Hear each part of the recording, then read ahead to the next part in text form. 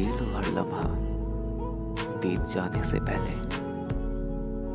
लौट कर सिर्फ यादें आती हैं, वक्त नहीं।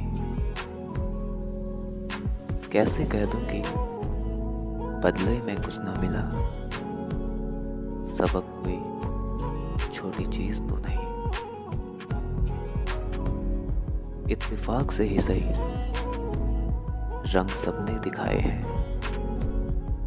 चेहरे सबने बदले हैं, सामने सबके आए हैं।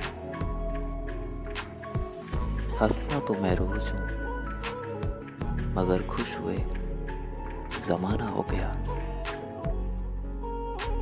वजह पूछने का मौका ही ना मिला, वो लहजा बदलते गए और हम अजनबी होते गए।